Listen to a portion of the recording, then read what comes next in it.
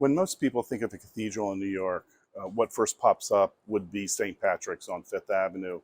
But my favorite cathedral by far is St. John's the Divine in Morningside Heights on Amsterdam Avenue at about 112th Street. The cathedral was built in 1893, and like many other great cathedrals throughout the world, like La Sagrada Familia in Barcelona, St. John the Divine is still under construction, and who knows if and when it will ever be completed. Along those lines, my friend Bill was telling me that they originally planned to put the dome back here over the altar, and during the Depression, New Yorkers were going hungry, so the cathedral decided, listen, we're just going to patch up the hole in the roof, and we're going to feed New Yorkers instead. And that sort of progressive attitude always makes me happy for a space that is sacred.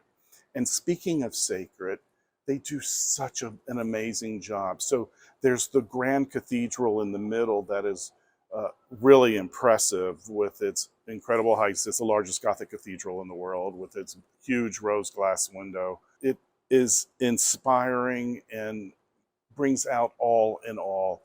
And it has that big capital R in religion or spirituality.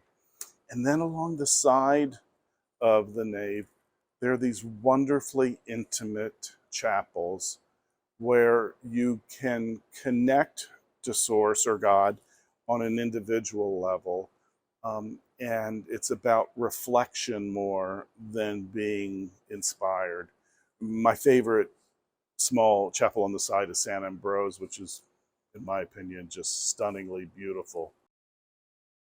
Each of the chapels were built by different architects, and the San Ambrose chapel was built by the architects that built the public library down on 42nd Street with the big lions.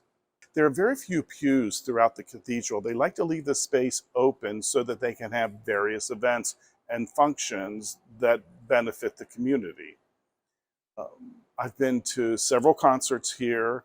One of the most beautiful Christmas Eve ceremonies I've ever been to is here at St. John the Divine. If you can get a ticket for it, go. It'll wow you. It's really, really quite moving. But my favorite and the most fun event is the Blessing of the Animals.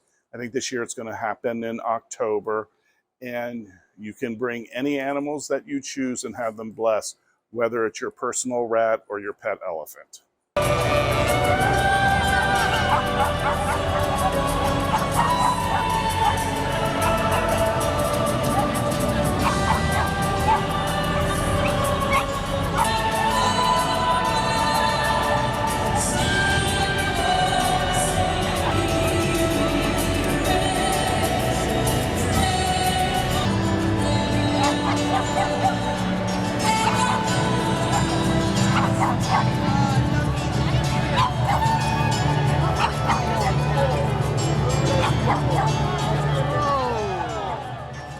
There's a beautifully planted garden outside with beautiful sculptures and great for a picnic lunch. I feel a real connection to this place, and I think you might too. The real estate market in New York is shifting somewhat. Rentals are crazy here right now in New York City. That's really, really strong. The sales market slowed down a little, so there seems to be there's still a lot of inventory. I wouldn't call it a buyer's market. It's somewhere between a buyer's market and a seller's market, but it's definitely not as strong as it was before. And I think that's because of rising interest rates. The market upstate has also slowed down a little. There's very few rentals ever available up there anyway. And the housing market, there's more on the market, so there's more options and there's less bidding wars going on. That being said, things are still selling. We just listed a beautiful $2 million horse farm that's equidistant between Saratoga Springs and Lake George, which is unusual.